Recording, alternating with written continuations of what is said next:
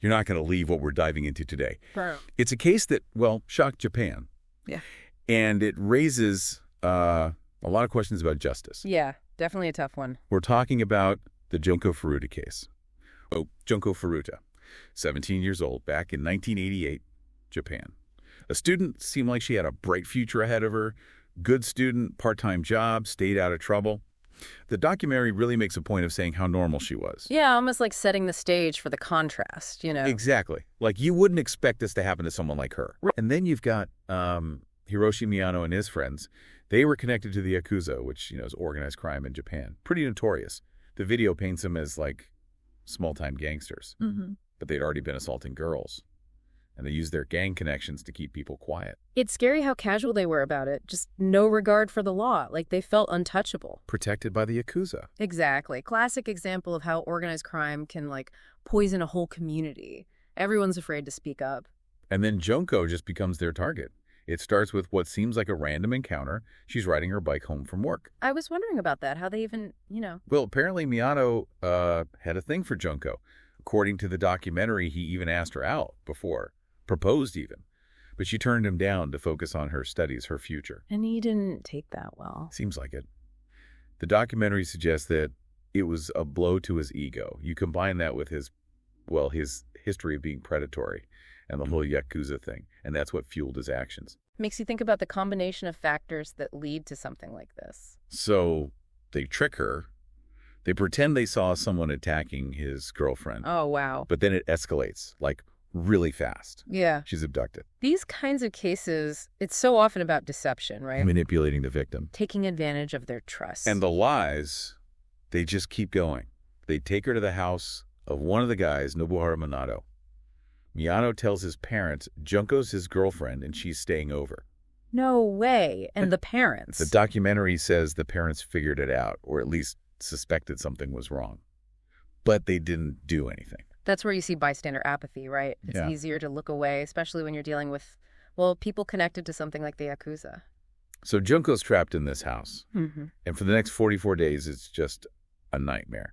The documentary goes into detail about the assaults, the starvation, the beatings, the burns. Hard to even imagine. They even made her eat her own, And the documentary gets really graphic here. Mm-hmm. Seems like they're trying to shock you. Make you face the full horror of it. It does make you wonder how much detail is too much. Yeah. It's a tough question. It's disturbing, but you can't look away. Right. There's a point where Junko manages to call the police, but Miyano catches her. And the punishment after that, it's even worse. It's like that cycle of violence, They're trying to maintain control, crush any hope of escape. And then after 44 days, Junko's murdered. The documentary describes how they beat her one last time, set her body on fire. They put her in a drum, filled it with concrete, and dumped it in a landfill. It's just unbelievable. But the story doesn't end there, does it? We have to talk about the justice system, how they responded to this. Yeah, that's a whole other layer of complexity. But before we get into that, what are your initial thoughts on this case? What stands out to you? For me, it's that level of calculated cruelty. This wasn't just a spur-of-the-moment thing. It was planned. It went on for so long. It's like, what goes on in the minds of people who do something like that? Yeah. The documentary does try to offer some insights, talking about the gang culture, the Yakuza, even the broader societal climate at the time. We should definitely explore those angles. We will. But for now, let's move on to the aftermath. How did the justice system handle this horrific crime? It's tough, moving on from those details. But yeah, we got to look at what happened next. What did the justice system do? The documentary goes through it, how they arrested the 4 main guys. But then the sentences they got, it just doesn't add up. That's what got me too. It's like, what were they thinking? Can you explain that a bit more for our listener? Like, what didn't add up? Okay, so the court, their logic, it seemed to focus more on the perpetrator's intent rather than what they actually did. Intent? Yeah. They said the main goal was to torture Junko, not to kill her. Wait, seriously? But she died. I know. It's crazy, right? But that difference, plus the fact that they were young, that became the core of their defense. I mean, I get it. Age can be a factor. Mm-hmm. But the extent of the torture, and she's dead. That had to count for something, right? You'd think so, wouldn't you? But the sentences? The public was outraged. I can imagine. Miyano, he was the ringleader. He only got 17 years. 17 years. Yeah. For all that. And the others, even less, like 4 to 8 years. It shows you how the law, what the court decides, and what people think is justice, they can be miles apart. 17 years for torturing and killing someone. It just doesn't feel right. Did the documentary explain that at all? Like, were there laws back then, sentencing guidelines that made this outcome, well, almost inevitable? Not really. They didn't go into the legal details, but they showed how angry people were. They made it clear this case made a lot of people in Japan question their whole justice system, especially when it came to violence against women. Yeah. It's hard not to question it. And there's another thing, right? The documentary mentions a reporter who named the perpetrators, even though they were minors, which is usually against the law. Oh, yeah, that's a big one. Tough situation. What do you think about that? I mean, he broke the law, but... There are arguments on both sides, for sure. The reporter, his stance was, the public has a right to know, especially with a crime this bad and those sentences. But then you have the whole issue of protecting minors. What's the media's role? And what happens when you disobey a court order? It's complicated. It feels like this case became about way more than just what happened legally. You know, it tapped into something deeper. People's fears about violence, about justice, about their community. Definitely. The documentary did a good job of showing that. Like, they talked about gangs in Japan, the Yakuza, how much power they had. Which makes sense, right? The perpetrators had ties to the Yakuza. So if people were already scared to speak out against these guys, imagine how terrified they'd be of the whole organization. Exactly. It shows you how organized crime works. It's not just about the crimes themselves. It's about the fear, the silence. It creates an environment where this stuff can happen. And the documentary talked about the media too, right? How they covered the case.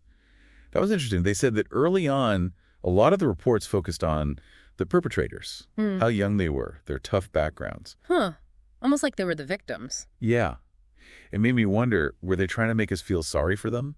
Or was it just, society wanting to believe that young people can't be truly bad? Right. Even when they do something horrific. And the focus shifts. Yeah. Right. Instead of looking at what Junko went through, we're thinking about the perpetrators. That's dangerous.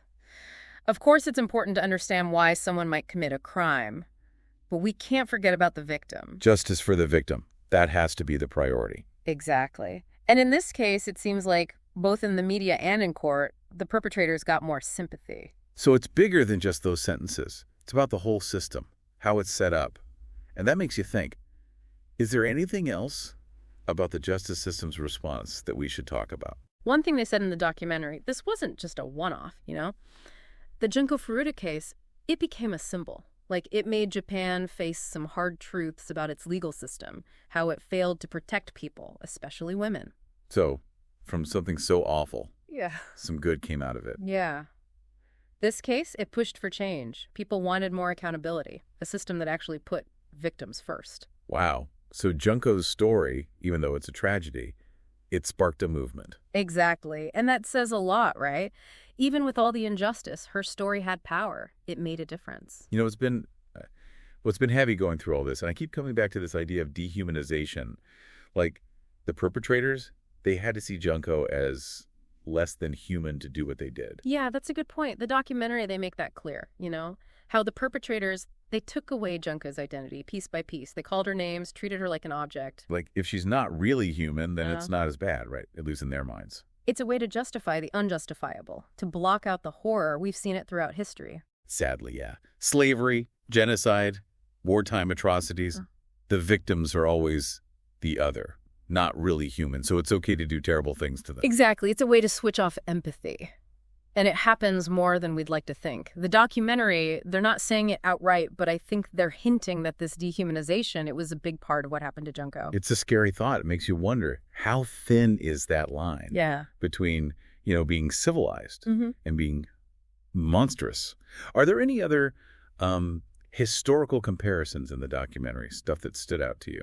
There's one that's really powerful. The creator, they compare what happened to Junko to those horrible experiments during World War II. Oh, wow. Unit 731. They don't show the details, but they talk about the torture, the medical experiments, and they draw a line from that to the cruelty in Junko's case. That's heavy stuff. What do you think they were trying to say with that comparison? I think they're saying we shouldn't think of this kind of evil as something from the past, something, primitive. The Junko Furuta case shows us that this capacity for cruelty, it's still there. It's inside people who live in our society. It makes you think we're not as far from that darkness as we'd like to believe. Right. We can't be naive. We have to fight against the things that lead to this kind of violence, the systems, the ideas. Which brings us back to the documentary, doesn't it? That call to action. Even though the story is so dark, there's still hope. Yeah, like with that reporter. He risked a lot to name the perpetrators. And the public, they demanded justice. And there are people, they're still working to change the system. It proves that we can't stay silent. When we see injustice, we have to speak up, even when it's hard, even when it's dangerous. Absolutely. And it's not just about speaking out. It's about supporting the victims, believing them, fighting for their rights, creating a world where they feel safe to come forward. And in the end, isn't it about all of us doing our part to stop violence?